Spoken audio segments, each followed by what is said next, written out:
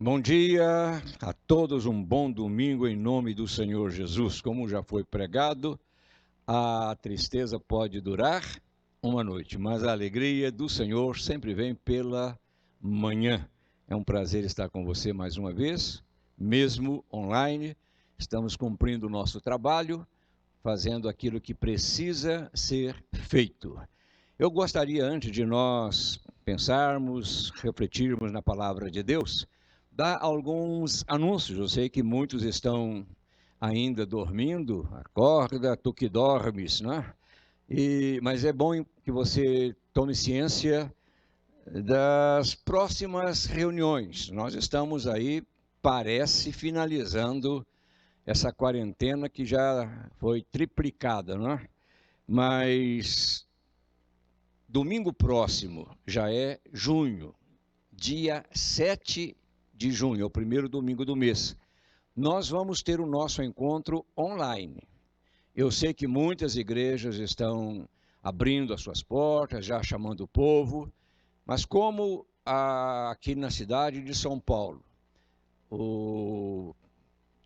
a quarentena, o isolamento vai até dia 15, prolongar mais 15 dias, então vai cobrir o dia 7. Então nós não vamos nos arriscar. Vamos esperar terminar essa quarentena e no outro domingo, né, dia 14, nós vamos ter o nosso primeiro encontro público, ok? Primeiro encontro. A gente vai dar orientações a respeito de quem pode, quem não pode, mas é muito importante que você fique atento a isso. Então, dia 14, e nós vamos ter o culto só pela manhã. Veja bem, encontro da igreja com todos aqui, a gente espera que uma grande parte compareça, só pela manhã. À noite, o culto será online. E durante a semana, durante todo esse período de junho, nós não teremos os nossos encontros às quartas-feiras, nem encontro de mulheres, enfim, todas as atividades da semana continuam suspensas até o mês de julho. Então, a partir de julho, a gente vai começar também gradativamente. Então, o primeiro encontro de julho, se não me falha a memória, vai ser um encontro de oração. Veja que coisa maravilhosa. De oração, é dia 4 de julho, então nós estaremos tendo o encontro de oração em jejum. E no domingo pela manhã, a gente vai ter a ceia também, celebrar a ceia aqui na igreja. E aí sim, o culto das 19 horas deixa de ser online, passa a ser aqui presencial. Tá bom? Espero que você tenha guardado isso aí, a gente vai repetir. Vamos colocar um banner também dando as explicações aí, que domingo próximo, dia 7, ceia em casa, que você se prepare. E o retorno, dia 14, só pela manhã. Dia 21 pela manhã, dia 28 pela manhã, quartas-feiras, todas elas suspensas, e o normal, dentro dessa normalidade, vai acontecer no dia 4 de julho, com o culto de oração em jejum, e logo em seguida a ceia do Senhor no domingo pela manhã, e à noite o culto normal, cheio da presença de Deus. Amém, queridos? Que bom que nós estamos chegando a esse final. E a gente espera que o retorno seja normal, tranquilo e que todos sejam ricamente abençoados. Amém. Ok, você já chegou, já acordou, já sintonizou aí o nosso canal e, por favor, faça a sua inscrição. Quanto mais pessoas se inscreverem, mais longe a gente vai, né? Mais outras pessoas nós iremos alcançar, obviamente dentro aí da sua composição aí, do seu, da sua, como a gente chama aí, da sua rede social. Quanto mais expandir, melhor, ok? Então faça a inscrição aí nos nossos canais que estão sempre sendo colocados aí no rodapé do seu telefone, do seu aplicativo, enfim, do seu celular, da sua televisão. Amém. Que Deus nos abençoe. Obedecendo a lógica de Deus. será a temática para nós conversarmos hoje, nesta manhã, obedecendo a lógica de Deus. E que Deus nos abençoe. Quero logo começar dizendo que a lógica humana, a nossa lógica, não consegue, eu diria, entender a lógica divina. A maneira de nós pensarmos não é a maneira de Deus pensar. Os meus pensamentos, disse o Senhor, não são os pensamentos de vocês. Paulo, escrevendo aos Coríntios, à igreja de Corinto, lá em 1 Coríntios capítulo 1 e verso 21, ele diz assim: visto que na sabedoria de Deus, o mundo não o conheceu por meio da sabedoria humana. Agradou a Deus, diz Paulo, salvar aqueles que creem, veja o que ele disse, por meio da loucura da pregação. Então, já que a nossa lógica não conseguiu entender a lógica de Deus, Paulo diz que Deus usou o que ele chama de loucura da pregação. Um pensador disse o seguinte, que o único mundo que existe é aquele no qual nós vivemos. O único mundo que existe é o mundo em que nós vivemos. O mundo que existe, querido, segundo esse pensador, é o mundo em que nós pisamos, é o mundo em que nós nos movemos, é o mundo onde nós enfrentamos as nossas desditas, as nossas aflições, as nossas lutas, as nossas guerras. Resumindo, eu diria, é o mundo da razão, é o mundo da coerência, é o mundo da praticidade. Você sabe que nós somos demais matemáticos, calculistas, matematizamos quase tudo. Então, é o mundo das coisas visíveis, segundo a linha deste pensador. Mas veja bem, acontece que este mundo, ele, de uma certa forma, não consegue acompanhar, entender, participar das ações de Deus, da forma como Deus trabalha. Queridos, Deus trabalha no sobrenatural. Lógico que Deus trabalha com o natural, mas ele trabalha mais ainda no sobrenatural. Por isso, o apóstolo Paulo afirmou que, em razão do homem não conseguir alcançar esse conhecimento de Deus, pela sua sabedoria comum, normal, a nossa sabedoria ela é rasa, ela é limitada. Então, Paulo diz assim, olha, por essa razão, Deus usou a loucura da pregação. Loucura para alcançar o coração daqueles que creem nele. Se você tiver paciência e examinar cuidadosamente a palavra de Deus, você vai se deparar com um grande contraste entre a lógica humana e a lógica divina. Porque a lógica bíblica, lógico, ela difere da nossa.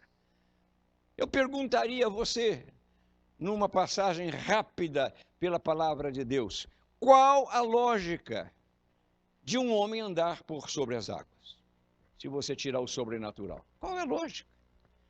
Qual a lógica de um mar se abrir para um povo? E quando se chama povo, fala-se de 3 milhões de pessoas atravessarem aquele mar a pé enxuto.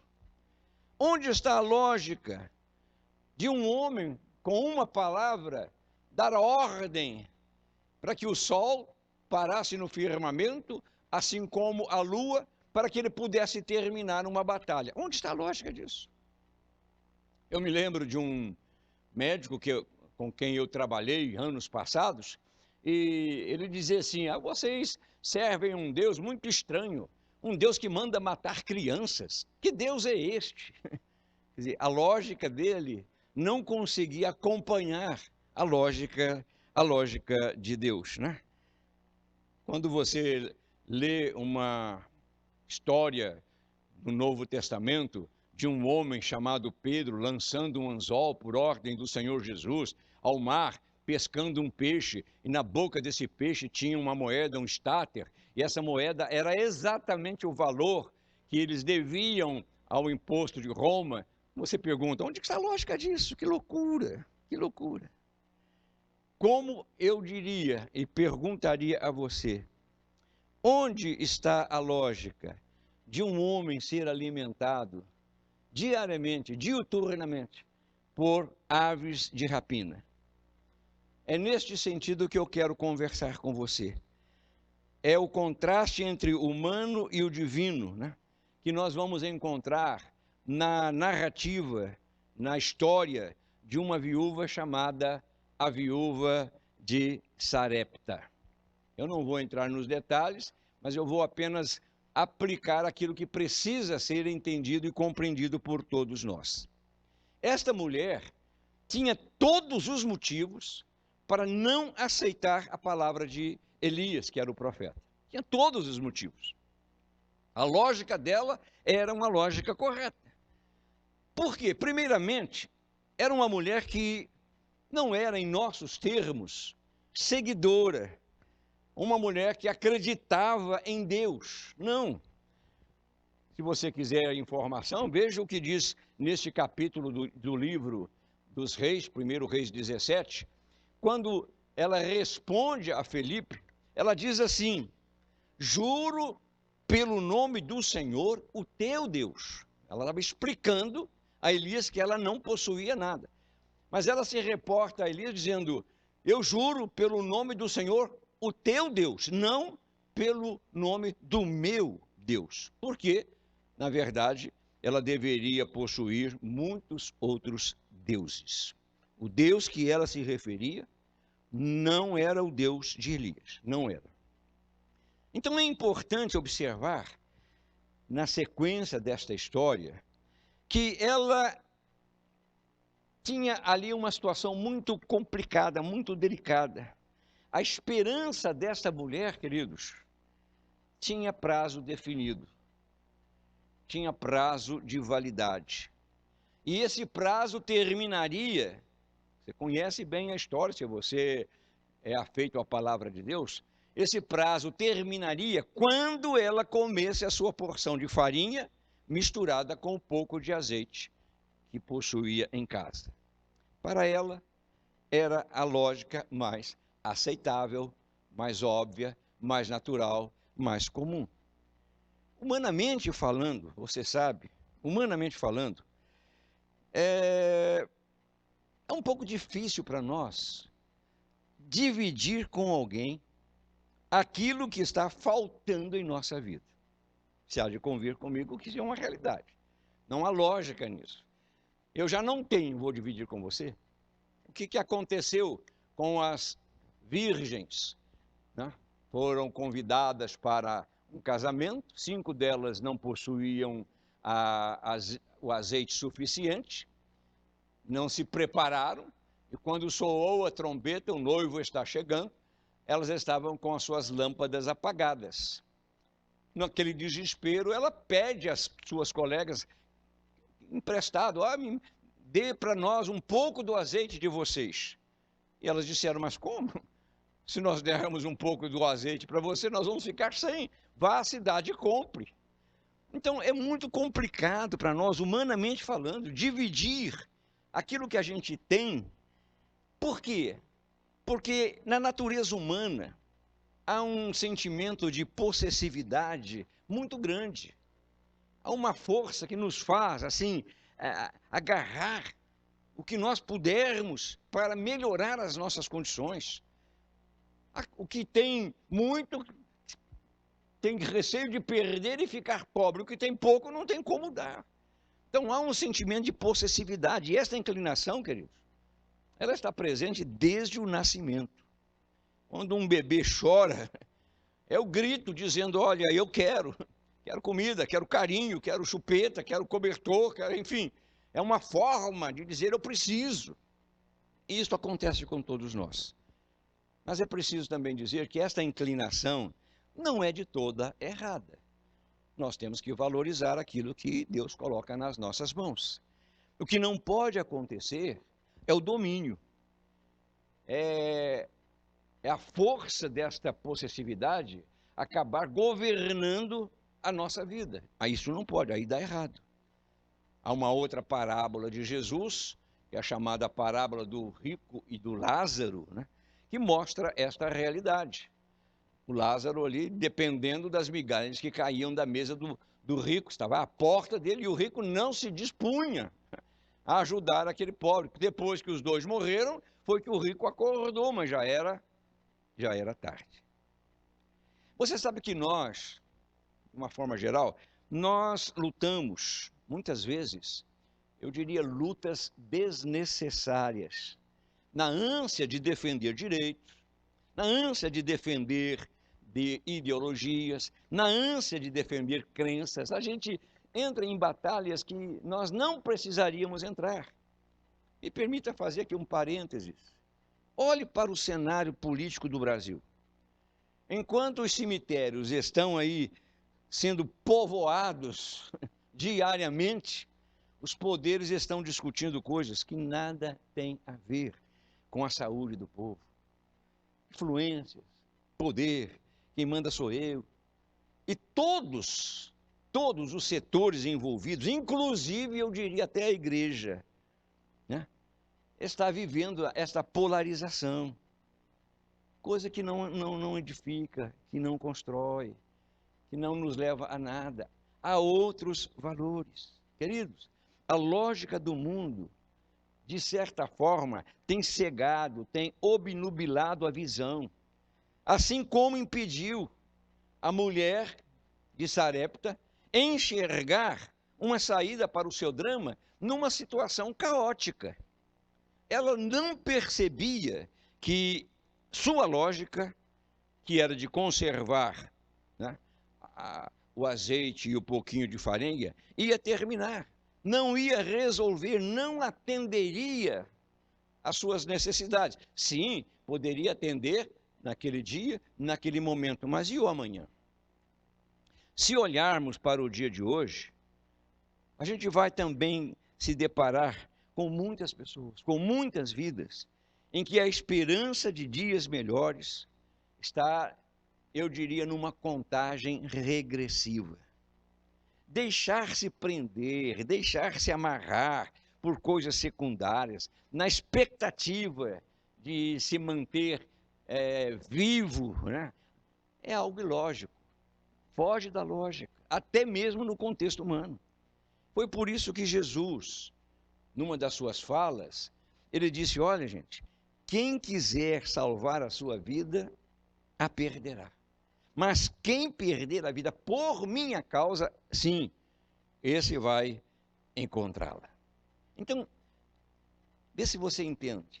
É preciso a gente desarmar o espírito, desarmar a mente e procurar entender a importância de nós confiarmos na palavra de Deus em primeiro lugar, como também confiar nos enviados de Deus. Eu estou aqui pregando não a minha palavra, estou pregando a palavra de Deus. É verdade que estou colocando pensamentos que são meus, mas pensamentos que vieram através de oração, de uma busca, de um pedido: Senhor, dá-me graça para falar ao teu povo. Então, mas é muito importante que você confie, mesmo não crendo em Deus, em nossos termos. Esta mulher, ela acreditou nas palavras do profeta. Isso é muito importante. Nós sabemos que, e eu penso que a gente tem consciência de que liberar o único pedaço de pão e a pequena porção de azeite, todos nós sabemos disso, é um risco humano muito grande. Se eu der, como vai ser o meu amanhã? Quando eu fui chamado ao ministério pastoral, ainda jovem, você não acredita, eu já fui jovem, já tive um cabelo bem grande, costeletas, né? Quando fui chamado para ser pastor, a primeira pergunta que eu fiz ao líder da igreja, o então pastor Roberto Macalister, foi: mas e a minha família? No sentido de que, quem vai cuidar da minha família? A resposta dele foi: faça o trabalho de Deus e Deus vai fazer o que você precisa. E nunca faltou, queridos, desde então, Eu me joguei nas mãos de Deus, eu confiei em Deus, eu larguei um trabalho de 16 anos na minha área, enfim, eu era funcionário público, abri mão de tudo, mas aquela preocupação, e o meu amanhã, como será? Eu acreditei nas palavras de um profeta. Eu liberei aquele pedacinho de pão, aquela porção de azeite, mesmo correndo todos os riscos. Ouça bem, você não pode usar da lógica humana para conseguir superar os seus desafios, porque a nossa lógica é falha. Eu não quero entrar no mérito, mas a sabedoria extraordinária de Salomão o levou à falência. Salomão, em razão da sua, grande sabedoria, acabou pecando, acabou se desviando, terminou a sua vida cercado de problemas, Esta mulher de Sarepta, ela não sabia nada com respeito ao profeta Elias. Ela não sabia que Elias estava sob o comando, sob as ordens de Deus.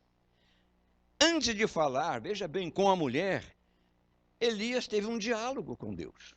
Deus falou com Elias, dizendo: olha, Elias, vá imediatamente para a cidade de Sarepta de Sidom e fique lá, porque ordenei a uma viúva daquele lugar que lhe forneça comida. Deus não falou diretamente com a mulher. Não, ele deve ter criado uma situação, uma atmosfera, um sentimento, para que aquela mulher cedesse, obedecesse à palavra do profeta. Falei, ordenei, diz ele. Mas não fala a Bíblia que Deus diretamente falou: olha, eu vou mandar aí uma pessoa, ele vai bater na sua porta, ele é profeta, e quando ele chegar, você prepare o que você tem aí, um punhado de azeite, um pouquinho de farinha, porque eu vou abençoar a sua casa com o pouco que você tem. Não, isso não aconteceu. Ela não sabia de nada. E veja o que Elias disse: mulher, não tenha medo. Vá para casa e faça o que disse, mas primeiro, faça um pequeno bolo com o que você tem e traga para mim. E depois, faça algo para você e para o seu filho. Por quê? Porque se ela soubesse, não teria manifestado nenhum receio. Se Deus houvesse falado com ela, ela não teria medo de fazer o que fez. Então ela estava insegura. Ela estava preocupada. A lógica dela dizia: cuidado, você só tem isso. E Elias disse: não tenha medo. Ouça, dar quando nós temos de sobra pode ter um valor, como na verdade tem. Mas nunca se iguala ao dar quando nós temos pouco. Ou quando nós não temos nada. Tem muitas pessoas que não têm quase nada, como a viúva que chegou ao templo e não tinha nada. Muitos ricos chegavam e depositavam grandes quantias no gasofilácio. A viúva chegou e colocou algumas moedas, poucas moedas, colocou tudo o que tinha. Ficou sem nada. Você sabe que hoje há uma forte racionalização da fé. Quer dizer, a gente pensa demais. Nós temos um medo muito grande de correr riscos. Eu sei que durante este período de quarentena, a ordem foi ficar em casa. Mas muitos cristãos, muitos crentes exageraram. Ora, eu estou na fase do grupo de risco, mas eu não podia deixar de estar na igreja, pregando, levando até você a palavra de Deus. Estou desobedecendo? Não, estou cumprindo a minha missão. Então, sem medo de ferir alguém, há um medo, há um receio muito grande, que não pode, queridos, não pode dominar as nossas vidas. Há pessoas que precisam sentir os pés no chão, né? A gente interpreta as ordens de Deus muitas vezes, sim, segundo a nossa lógica. Como eu posso entregar o pouco que eu tenho? E meu filho? Quem vai me ajudar? São perguntas normais para quem vive racionalizando, para quem não consegue enxergar pela fé as coisas maravilhosas que Deus tem preparado para nós. Estou aqui dizendo para você que é preciso abrir o coração, abrir a mente, abrir a visão e enxergar. Deus é vivo, Deus é presente, Deus não está morto. Deus não morreu. Como dizem, e até há filmes a respeito disso, Deus não está morto, Deus vive. E porque Ele vive, eu posso crer no amanhã. Então é importante estudar a razão de Deus ter enviado Elias para uma viúva tão carente, tão pobre. Por que não mandou para uma pessoa abastada? Uma pessoa que pudesse atender tranquilamente, porque na época existiam pessoas assim. Eu creio, queridos, que esta ordem tem um sentido para mim de quebrar, de anular a nossa lógica humana. Tanto para Elias quanto para a mulher, esta experiência foi tremendamente positiva. Vamos registrar aqui algumas lições desta experiência de Elias e a viúva. E a primeira que eu gostaria de pontuar é a seguinte: não dê lugar ao sentimento de dúvidas diante da lógica de Deus. Elias disse: não tenha medo. Saiba que a dúvida é um terreno muito bom para fertilizar o medo. Quando o medo encontra um ambiente favorável, ele cresce, ele aumenta. E até mesmo nas coisas mais simples da vida, mais simples, ele se enraiza, ele se infiltra, e ele rouba de nós, o medo, aquela capacidade de enxergar o invisível. E muitas vezes de enfrentar o impossível. Eu sei que há muita insegurança no ar. Há muita insegurança dominando, vamos dizer assim, amarrando, jugulando a vida de muitos cristãos. O medo de uma contaminação, ouça isso, não vai desaparecer com o fim do confinamento. Não. Vai permanecer ainda. Um pastor manifestou a respeito de um receio que ele estava sentindo, dizendo que vai haver uma certa resistência de muitos no retorno às atividades de culto, quando tudo for aberto. Para mim, este teste, queridos, vai mostrar a qualidade da fé das pessoas que decidirem ficar em casa. Que fé é esta? Nós precisamos correr um risco. Um trabalho precisa ser feito. O clamor da sociedade hoje é por oportunidade de trabalho. Eu quero trabalhar, eu preciso trabalhar. A igreja também precisa. Então, quando for liberado, tudo dentro das normas, vamos fazer tudo direitinho aqui, mas a gente não pode ficar confinado, esse medo não pode nos dominar. A primeira coisa que o profeta disse para a mulher foi no sentido dela deixar de lado qualquer insegurança, qualquer receio, qualquer medo, qualquer medo. Eu sei por experiência própria que Deus sabe conduzir os seus filhos, mesmo no meio de uma pandemia, de uma tempestade, de uma ausência de recursos. Deus sempre se faz presente. Então, não tenha medo. Medo é algo irrazoável. Medo é um espírito. Medo contamina. Medo enfraquece. Medo debilita. Medo imobiliza as pessoas. Medo tira de nós esta coragem. Por essa razão, em muitas situações, a ordem de Deus diz: coragem, ser forte, ser corajoso, não temas. Por quê? Porque nós somos tendentes a analisar, a pontuar, a matematizar, a calcular, e a nossa lógica nos impede. Em segundo lugar, não questione a lógica de Deus, por mais simplória que ela seja. Veja o que disse o profeta: vá para casa e faça o que disse. Eu penso, possivelmente, ela estava no campo em busca de material para acender o fogo, e consumar o seu destino. Ela estava apanhando uns gravetos.